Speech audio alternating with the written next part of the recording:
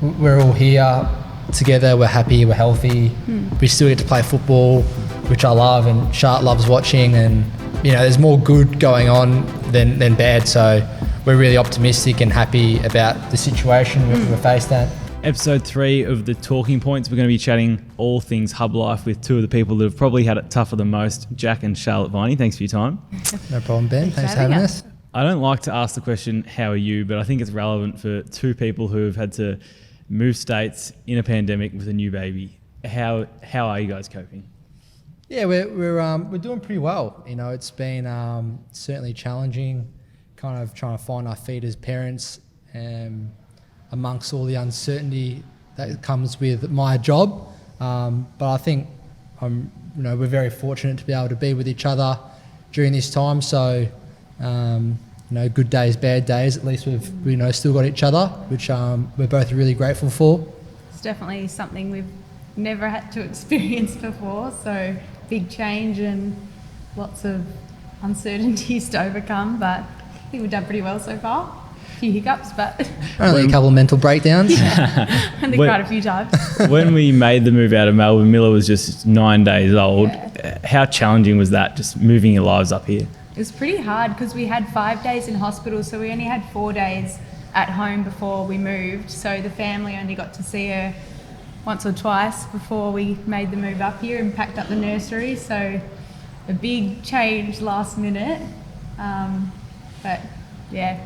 Got to do what you got to do. Yeah, exactly. It was kind of like we didn't really have an option. It was either we all come up together or we all stay home. So I'm really thankful that the AFL and the football club work so hard to let partners, particularly young families, stay together. So it's just so much uncertainty this year. We literally had Mila home for 4 days. I think my brother and Charlotte's brother have only been able to see her once, and then to be shipped away. So it's hard on us, but I think it's equally as hard as on our families back home. It's the first granddaughter of the family, both sides of the family, and for them not to be able to see her during this time, and I know it's really difficult on them as well. Did it ever cross your mind to not come up? Did you ever think, is footy worth it? I think it crossed Jack's mind that I might not come up just to have the support of family around, but it wasn't really a question for me because he couldn't be away from her for however long it's going to be. Yeah, I think for me it was before having her, during the pregnancy, I was like, I will make that commitment to, if I have to leave my family, I will leave my family, to continue to play football, continue to, that I felt like that was my job as a husband, as a father, was to put food on the table and go to work, and I was willing to make that commitment. But then her having a cesarean, and I was so hands-on in the first couple of weeks couple of days, whereas I couldn't leave Charlotte. I was so hands-on with helping her, giving her the baby, getting her food and that kind of stuff, because she was just come off quite major surgery. So after that it was like, well, I can't actually leave her, otherwise she'd be in difficult circumstances. But he had a lot of luggage to carry himself because I couldn't help with that. Yeah, but luckily it all worked out, and they were able to come up with us and be together. And the AFL and Melbourne have been so good to accommodate us and do everything possible to make our stay as easy as possible with a newborn. So that's helped a lot, and that support's been amazing. I'm certainly no expert when it comes to pregnancy, but I'm guessing it's been a pretty tiring experience for you, Charlotte. How has it been the last week, just all of a sudden moving up here? It's definitely a huge change, and being first-time parents, you just can't plan for it. So it's been a big change, but she came 2 weeks early, so she was actually due yesterday.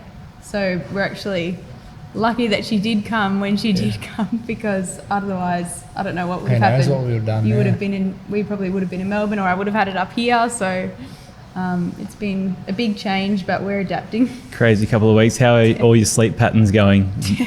Up and down. Yeah, all the days. There isn't an end to a day and start to a day. Yeah. At the moment, it's kind of Every 3 hours. yeah. You just take little naps when you can, and like Charlotte said, she's a little small, so we have to try and keep the feeding going pretty consistently with her.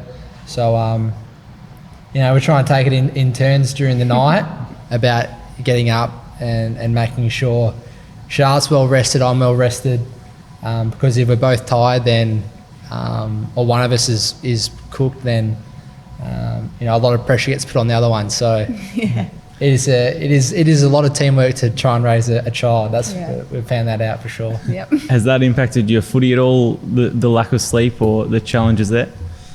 No, I don't think so. It's you kind of learn that like time is a premium, and so when it comes to training, you really make the most of it, because you don't have all the extra hours in the day to spend a couple of hours doing recovery, or a couple extra hours at the end of training doing hands and extra touch and that kind of stuff. It's very much when you're at the footy club, you've got to make the most of it, because your family takes up a fair chunk of your time when you get home. Yep.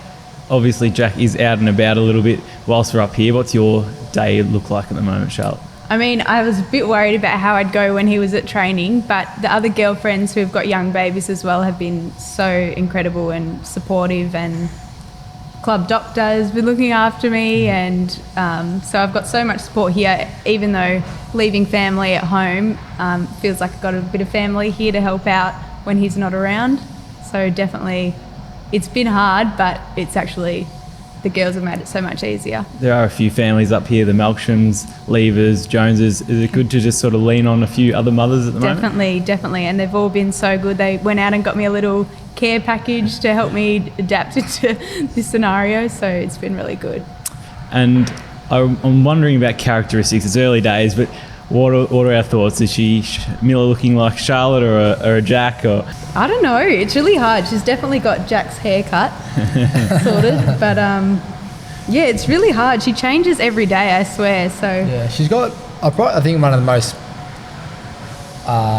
distinct characteristics or features is she has really big eyes. Right.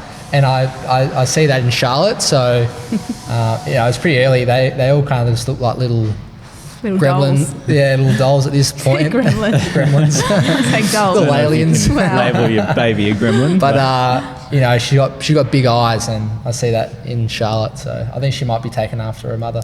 Maybe a left foot as well. One positive of ISO was probably for you, Jack, being able to be there through the pregnancy. Was that a good support for you, Charlotte? Yeah, definitely. We had a few minor hiccups in our pregnancy where she was measuring small, and so we had to keep a close eye on her with that. So it was good to have Jack around, and we just had to be extra cautious with all the coronavirus things going on. So it was good to have him around and lean on him before the hubs.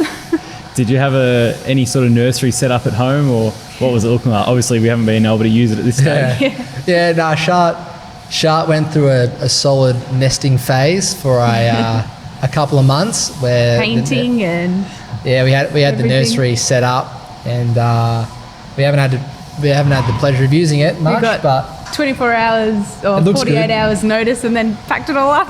yeah, exactly. What's the setup been like here? Have you got a nice big room, or anything for you two to sort of relax in?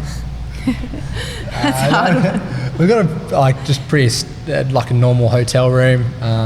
It definitely feels smaller because we've got a lot of lot of baby stuff. things just Yeah. piled on top of each other. Yeah, so we're just in a single hotel room at the moment, and we've got a little bassinet next to our bed for her to sleep in. Baby bath and baby bath. everything. So it's definitely So, sorted. Definitely snug for her. Yeah, it's interesting setup at the moment. Not like the nursery back home, but I think the motto of this year is just make do with what we've got. So that we're doing that for sure. That's one of the main things the club has been talking about, being adaptable and flexible. Has that added stress on you at all, Jack? Obviously, your situation is so different to everyone else's.